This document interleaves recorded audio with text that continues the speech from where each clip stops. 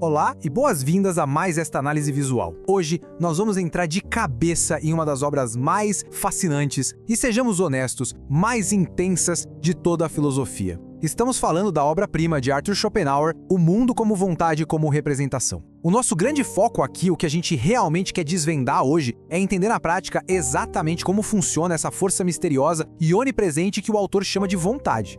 Para ancorar a nossa exploração, aqui está o material de origem. O texto que literalmente constrói toda a estrutura do pensamento do Schopenhauer. E a partir dele a gente já se depara com aquela pergunta gigantesca que tira o sono de tanta gente. Qual é, no fim das contas, o mistério fundamental da nossa própria existência? O que é que pulsa por trás de tudo isso que a gente vê e toca? Bom, vamos dar uma olhada no nosso roteiro para entender como a gente vai chegar nessa resposta. Nós vamos passar por o corpo como vontade, a essência do mundo, uma única vontade cega, liberdade e necessidade, e vão fechar com a negação da vontade. Parte 1. O corpo como vontade. O que é verdadeiramente genial no material de origem é que ele não começa com teorias astronômicas distantes. Ele usa algo que todos nós conhecemos intimamente, o nosso próprio corpo humano. Mas antes de avançar, a gente precisa alinhar o que significa essa vontade. Sabe quando a gente pensa em vontade, tipo, eu tenho vontade de comer uma pizza, ou decidi ler um livro? Esquece isso. A vontade para o autor não é uma escolha consciente, é um impulso originário, uma força cega. É literalmente a essência interior e fundamental da realidade, a verdadeira coisa em si que existe por trás de todas as aparências. E olha só como isso se conecta com o nosso dia a dia.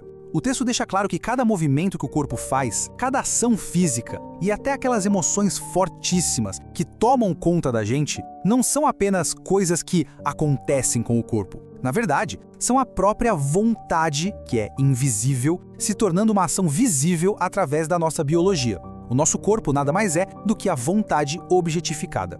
Loucura, né? Ponto número 2. A essência do mundo. É hora de expandir as coisas. Então, levando essa ideia do nosso próprio corpo para o cosmos, a gente pode finalmente puxar o famoso véu de Maia e olhar os bastidores da realidade. Essa separação aqui ilustra tudo perfeitamente. De um lado, a gente tem a representação, que é o mundo exterior, as coisas no espaço e no tempo, a forma como tudo aparece para nós, que, no fundo, é uma grande ilusão. Do outro lado, temos a vontade, o mundo interior, vibrante, a verdadeira força implacável e inabalável que dita o que as coisas realmente são. Parte 3. Uma única vontade cega. Se a gente expandir a lente ainda mais, para muito além da humanidade, a obra revela que esse exato mesmo impulso move todos os processos da natureza. E isso ilustra brilhantemente o conceito através de uma metáfora sensacional do próprio texto. Schopenhauer compara a vontade a uma chama única dentro de uma lanterna mágica. Pensa nisso. Existem bilhões de imagens sendo projetadas, elas mudam o tempo todo, nascem e morrem, mas a luz, a chama que dá vida e visibilidade a todas elas, é sempre a mesma. É uma única vontade multiplicada pela nossa percepção ilusória do mundo. Para colocar isso numa perspectiva prática, do micro ao macro, veja como a vontade trabalha. A força bruta da gravidade puxando uma pedra para o chão é a vontade.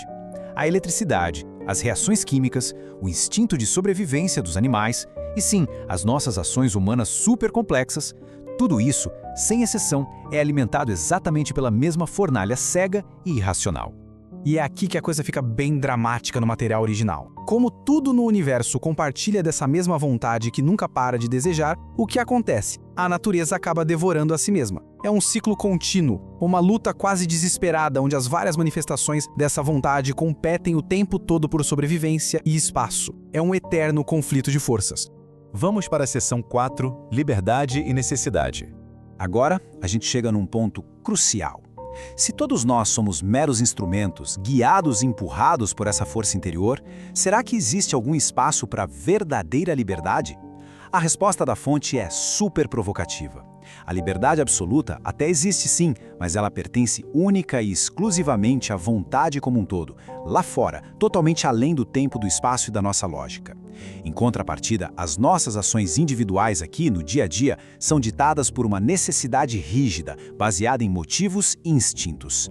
Esse é um debate que pegou fogo ao longo de toda a história da filosofia, e a obra expõe exatamente essa tensão. Pela lente de Schopenhauer, as nossas ações cotidianas no mundo da representação estão 100% presas na engrenagem de causa e efeito. A gente tem a ilusão vívida de que está fazendo escolhas totalmente livres, mas, no fundo, a gente está apenas reagindo a estímulos. E, finalmente, a nossa seção 5, a negação da vontade. Se esse motor, essa vontade, só traz um ciclo infinito de dor e desejo, como é que a gente sai dessa roda viva? Vamos ver como o autor constrói esse caminho que exige uma disciplina mental absurda. Passo 1. A mente precisa rasgar esse véu de Maia através do puro conhecimento. Passo 2. Quando a ilusão da separação cai, a gente reconhece que o nosso sofrimento é o mesmo sofrimento de todos os seres vivos, e aí nasce a verdadeira compaixão. E o passo 3, que é o grande desafio, usar esse conhecimento para alcançar uma renúncia voluntária, desligar a máquina dos desejos. E as palavras usadas no texto para descrever quem chega lá são de arrepiar. Diz que a pessoa atinge um estado de total voluntária renúncia, resignação, verdadeira serenidade e completa destituição de vontade. É um nível de elevação tão grande que a obra relata que, nesse estágio, até mesmo o sofrimento externo e as pancadas da vida passam a ser recebidos de braços abertos. Por quê? Porque eles se tornam ferramentas perfeitas para enfraquecer e mortificar ainda mais o ego e a vontade.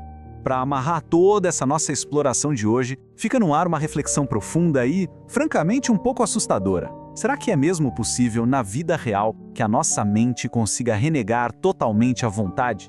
A gente tem a capacidade de silenciar o próprio impulso que nos mantém vivos, para enfim escapar desse ciclo eterno de desejar e sofrer? É uma daquelas perguntas que com certeza vai mudar a forma como a gente enxerga o mundo e nós mesmos a partir de agora. Muito obrigado por acompanhar mais essa explicação com a gente e até a próxima!